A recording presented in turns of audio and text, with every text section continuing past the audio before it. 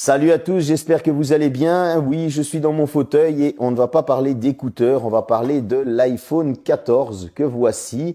Alors cet iPhone 14, justement hier, il a reçu la mise à jour iOS 16.1. C'est un iPhone qui divise pas mal de monde. Faut-il l'acheter? Ne faut-il pas l'acheter? Ce sera pas réellement un test, plus un avis personnel après l'avoir testé. Et puis on va voir si vraiment il faut l'acheter ou pas. Parce que des fois on dit oui, des fois on dit non. Et moi j'ai envie de mettre mon petit grain de sel. C'est parti.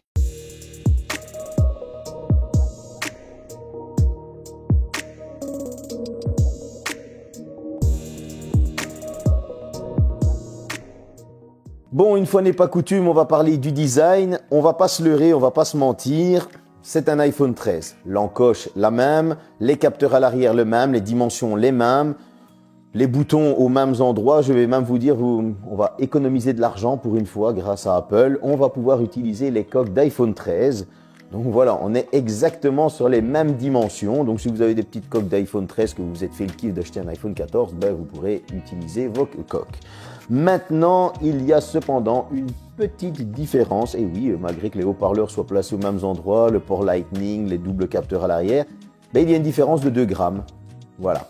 Alors, ça va en faire sourire certains. 2 grammes, c'est rien. Mais voilà, en tout cas, il tient très très bien en main. Et il y a une seconde nouveauté, et oui, c'est cette couleur mauve en fait, c'est un mauve pastel qui tire un petit peu sur le blanc selon les angles. Il est assez sympa.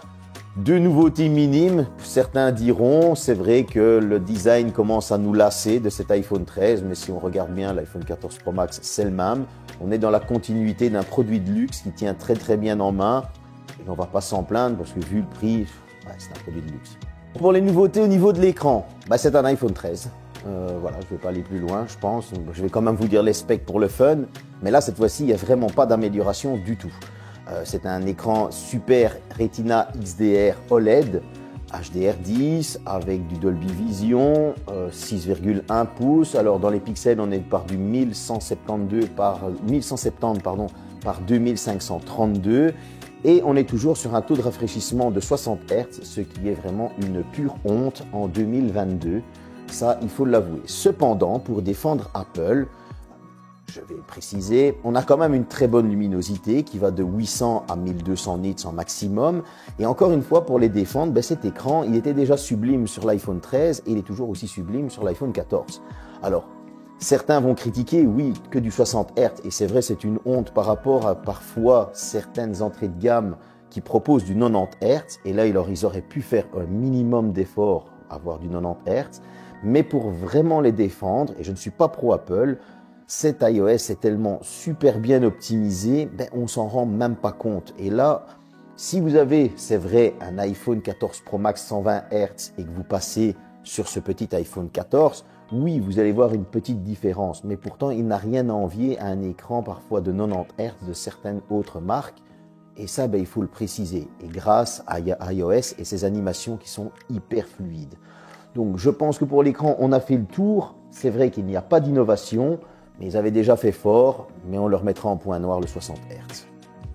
Bon, au niveau des specs, là encore une fois, on a des innovations. C'est un iPhone 13, mais c'est de petites innovations. C'est un peu comme si on vous resservait le même plat avec un peu plus d'épices. Tout d'abord, on retrouve une puce Bionic A15. Vous allez me dire, c'est exactement la même que l'iPhone 13. Non, il y a un cœur graphique supplémentaire, donc un GPU supplémentaire. On passe de 4 à 5. Au niveau de la RAM, là aussi, une belle amélioration. On passe de 4 Go de RAM à 6 Go de RAM. J'ai envie de dire, il était temps. Mais en tout cas, voilà, on a marqué le coup avec cet iPhone 14, il y a 6 Go de RAM. On a toujours le stockage, donc on va pouvoir avoir du 128, 256 Go, 512, c'est du UFS 3.1. Et tout ce joli petit monde, qu'est-ce qu'il nous a donné à l'Antutu?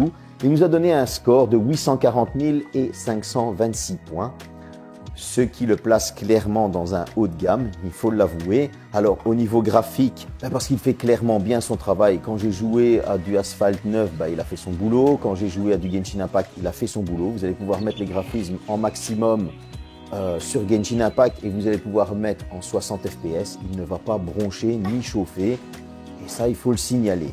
Maintenant, au Geekbench, il m'a sorti un score de 1710 au simple cœur et un score de 4567 au multicœur. Et là, encore une fois, Ben, on a beau critiquer le peu d'innovation qu'il y a dans cet iPhone, et pourtant, elles sont bien présentes, et pourtant, il nous sort des scores de malades. Il va nous sortir des scores que certains Android à 1000 euros ben, nous sortent, et même plus encore. Moi, j'ai pour souvenir qu'on a l'iPhone Killer qui ne sort pas des scores comme ça. On a des hauts de gamme Android qui ne sortent pas des scores comme ça. Donc, il faut bien l'avouer que cet iPhone, ben, c'est un ultra haut de gamme, et en plus de ça, il a un prix de luxe. Pourquoi je reviens souvent sur le prix? Parce qu'on va en discuter pour justifier justement ce prix après. Maintenant, si on doit continuer dans les specs, alors on va retrouver une petite amélioration au niveau du Bluetooth. Sur l'iPhone 13, on était sur du 5.2 et là on est passé sur du 5.3. Par contre, on est toujours sur du Wi-Fi 6. On aurait pu avoir du Wi-Fi 6E. Ça aurait été franchement un petit plus supplémentaire. Maintenant, il y a d'autres petites améliorations. Vous allez avoir la détection d'accidents. Et ça, je trouve que c'est franchement top. Cet iPhone va détecter le moment où vous allez avoir un crash en voiture et va appeler les secours. C'est dû au gyroscope qu'il y a à l'intérieur, plusieurs petits capteurs. Et ça, c'est une belle amélioration parce que ça protège votre vie aussi. Vous avez un accident de voiture qui est assez grave, vous êtes inconscient, vous n'allez pas pouvoir téléphoner au service de secours. Cet iPhone, lui, va envoyer un message, va téléphoner au service de secours et va donner votre géolocalisation à partir du moment où vous l'avez paramétré. Mais c'est important de le signaler et donc c'est une belle amélioration par rapport à l'iPhone 13. Certains diront c'est un gadget. Moi, je trouve qu'à partir du moment où ça sauve des vies, non, c'est pas un gadget. Donc voilà, pour moi, ça, c'est une belle amélioration. Alors oui, l'encoche n'a pas disparu, mais il a fallu marquer le coup entre les iPhones normaux et les iPhones Pro. Voilà.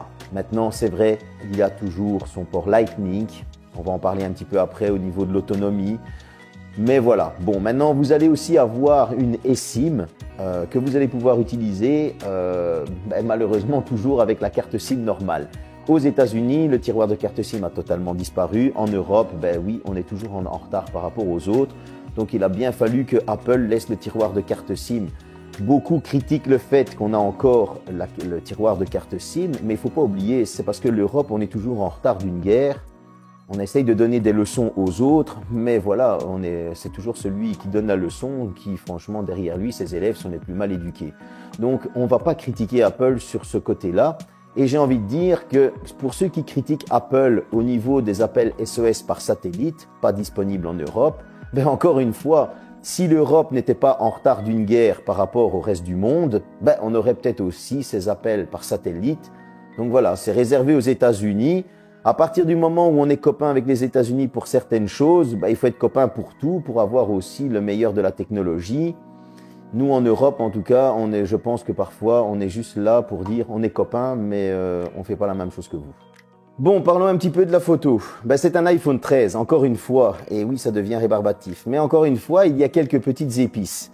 Alors, pour ces épices, on va retrouver à l'arrière deux capteurs. Un premier capteur de 12 mégapixels avec une ouverture 1.5 en grand angle, dual pixel, sensor shift. Un deuxième capteur 12 mégapixels, ouverture 2.4, ultra grand angle. À l'avant, on va retrouver un capteur 12 mégapixels, ouverture 1.9, en grand angle, et en plus de ça, il est autofocus. Tout ce joli petit monde à l'arrière est capable de filmer jusqu'en 4K 60 fps, et à l'avant en 4K 60 fps. Encore une fois, certains vont me dire c'est exactement la même chose que l'iPhone 13. Non, le premier capteur, en fait, va capter beaucoup plus de lumière que le premier capteur de l'iPhone 13. Donc, c'est un capteur d'iPhone 14 Pro. Donc, on va avoir de meilleures photos de nuit, de meilleures photos en basse luminosité. Et on sait tous, certains vont critiquer, oui, mais moi j'ai 108 mégapixels, moi j'ai 200 mégapixels, moi j'ai 2 millions de pixels. Ce ne sont pas les pixels qui font, c'est de la manière dont la photo est traitée de 1 et de 2. C'est aussi le photographe qui fait la photo. Et on sait tous que l'iPhone a toujours fait de très belles photos malgré le peu de pixels qu'il avait. Ça, il faut le défendre et moi je vais le défendre sur ça parce que c'est la vérité. Tout comme l'iPhone faisait toujours de très belles vidéos en 4K, elles étaient très bien stabilisées et en plus cette fois-ci on va avoir encore une fois une petite amélioration, c'est ce fameux Action Mode, le mode sport. Cependant, ce mode sport va vous limiter à 2,8K, mais c'est vraiment très très bien stabilisé et c'est très beau. Donc, vous allez critiquer, certains vont critiquer, oui, c'est vrai, on aurait pu faire mieux, mais pourtant les améliorations sont là. Et déjà de base, l'iPhone 13 était un très bon photophone. Et cette fois-ci, l'iPhone 14 est un très bon photophone. En plus de ça, à l'avant, ce capteur de 12 mégapixels est autofocus. Ça veut dire que maintenant, lorsque vous allez faire des FaceTime, que vous allez montrer quelque chose, etc., ça va directement s'adapter. Et ça, il faut le signaler aussi. D'autant plus que ce iPhone 14 profite de la nouvelle technologie Photonic Engine. Désolé pour mon anglais, il est dégueulasse. Mais au moins, il faut le signaler, c'est un petit plus supplémentaire pour la photo. Pour l'occasion, vous avez vu tout au long de mon blabla des photos qui défilaient. C'était une visite autour de Charleroi. Alors, comme vous avez pu le voir, on critique souvent Charleroi, mais il y a quand même de chouettes petits trucs à voir. Je vous ai montré une photo en basse luminosité, c'était celle du chien.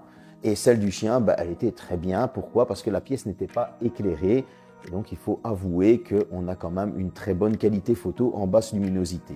Ça sert à rien que je vous envoie faire une visite. J'ai préféré vous faire défiler les photos au fur et à mesure de mon blabla. Mais au moins, vous avez pu vous en rendre compte que cet iPhone, il fait de très bonnes photos. Et il n'y a pas besoin de le critiquer comme certains l'ont critiqué. Allez, on va parler un petit peu de l'autonomie. Avant, on avait 3227 mAh et cette fois-ci, on passe à 3279 mAh. C'est quasi rien de plus, je vous l'accorde, 57 mAh. Et pourtant, on a quand même une très bonne autonomie. Quand je dis très bonne autonomie, c'est que cet iPhone 14 va pouvoir tenir en utilisation complète, donc avec le dodo, etc. Il se met en veille, on utilise toute la journée pour une personne active qui travaille, qui répond à ses messages, qui va simplement aller sur TikTok, ses réseaux sociaux, etc. etc. Donc, c'est-à-dire une utilisation polyvalente. Avec cette toute petite batterie, il va pouvoir tenir 24 heures, 24 à 25 heures. Ce qui, je trouve, est franchement très, très, très, très bien. Pour la simple et bonne raison qu'il n'y a pas beaucoup de smartphones qui arrivent à faire 24 heures complet, voire 25 heures. Maintenant, gros point noir, et oui, encore une fois, là, c'est un petit retour vers le passé, on est clairement en arrière. C'est ce port Lightning que Apple ne veut pas lâcher. Alors, je ne sais pas qu'est-ce qu'ils vont faire pour l'iPhone 15, mais c'est à cause de lui que clairement l'iPhone est en retard. On va malheureusement avoir une recharge sans fil de 15 watts et on va avoir une recharge en fil de 25 watts. Ce qui franchement est miséreux, il faut l'avouer. Et c'est lent à la charge, d'autant plus que ce chargeur n'est pas fourni. Donc, je vous conseille d'aller chercher d'autres chargeurs. Moi, j'utilise des Ugreen et j'en suis très content. Mais en tout cas, voilà, c'est quand même malheureux de devoir faire payer aussi cher un chargeur de 25 watts, de ne pas l'inclure dans la boîte. Et il faudra compter presque 1h30 pour le charger avec un chargeur 25 watts. C'est lent. Et voilà, en 2022, un minimum de 60 watts, c'est pas du luxe par contre. Beaucoup de blabla dans cette vidéo pour un iPhone 14 qui divise tout le monde. Alors, on est au-dessus des 1000 euros. Ça commence même à 1039 ou 1059 euros de mémoire, je ne sais plus maintenant. Ma mémoire me joue des tours. Mais en tout cas, on est sur un produit de luxe. On est sur un produit de luxe qui ressemble beaucoup à son petit frère qui est sorti l'année passée, l'iPhone 13. Et pourtant, il y a quelques belles améliorations. Et ces améliorations, certaines vont vous sauver la vie, par exemple. D'autres vont vous faire de meilleures photos en basse luminosité. D'autres vont vous faire de bonnes vidéos, encore plus stabilisées. Donc voilà, faut-il l'acheter, ne faut-il pas l'acheter? Moi, j'ai envie de dire que si vous avez un iPhone qui commence à dater de 4 ans ou 5 ans, pourquoi ne pas l'acheter? Ça ne sert à rien d'aller acheter un iPhone 13 parce qu'il est moins cher, sauf si vous n'avez pas le budget, c'est vrai. Mais on va se dire quelque chose. J'ai entendu certains qui disent « il ne sera pas mis à jour autant qu'un autre iPhone ». C'est faux, on le sait bien, sinon Apple flinguerait sa renommée. Voilà, ça c'est une chose. Ensuite, si vous allez prendre un iPhone 13, il ne sera pas beaucoup plus mis à jour non plus. Donc, il faut rester logique dans ce qu'on dit. Et c'est là que le choix se fait. Si vous êtes un fan d'Apple et que vous avez un ancien iPhone, que ce soit un X ou un XR, n'hésitez pas, vous allez clairement voir une grosse différence, que ce soit au niveau de l'autonomie, au niveau des photos, au niveau de la qualité d'écran, au niveau de l'utilisation. Donc, n'hésitez pas à aller vous prendre cet iPhone 14. Maintenant, si vous n'avez pas le budget, c'est clair qu'il est assez lourd. Et en parlant de lourd, certains en reprochent à Apple du fait qu'il est 100 € plus cher, 110 € plus cher. J'ai envie de dire, est-ce la faute d'Apple? On sait tous que c'est une grosse entreprise, qu'ils doivent faire des bénéfices pour toujours avancer plus loin. On sait aussi qu'ils ont des actionnaires qu'il faut contenter, parce que si les actionnaires se barrent, la société se plante. Et donc du coup, il y a une inflation. Et l'inflation, on la ressent tous, surtout, que ce soit au niveau de l'essence, que ce soit au niveau de la bouffe, que ce soit au niveau de tout. Donc cette inflation, forcément, elle va se ressentir. Et croyez-moi, elle va se ressentir aussi sur les autres marques très bientôt. Et ça, c'est dû à cette guerre qui est totalement stupide.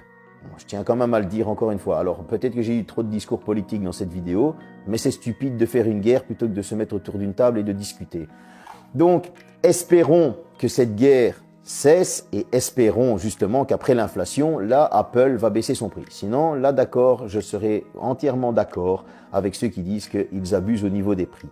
Mais pour ce qui est du prix, oui, on est toujours sur la lignée d'un iPhone 13, juste l'inflation qui a fait augmenter son prix. On est sur un produit de luxe. Peut-être que ça creuse l'écart entre les riches et les moins riches, ça c'est vrai. Peut-être que certains vont dire, oui, il prévient le secours lorsqu'on a un accident et c'est réservé aux riches, peut-être. Mais en tout cas, moi quand j'ai vu la sortie de l'iPhone 14, j'ai vu les files devant les magasins qui attendaient l'iPhone 14 et personne ne s'est privé de l'acheter.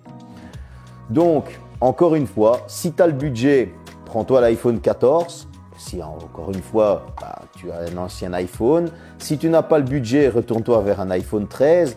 En tout cas, une chose est sûre, je n'ai jamais vu Apple dire « achète mon nouvel iPhone ». Bien au contraire, ce sont eux qui font le plus de mises à jour et le plus longtemps possible. Donc on va arrêter de dire qu'on est limite forcé d'acheter un iPhone, c'est pas vrai.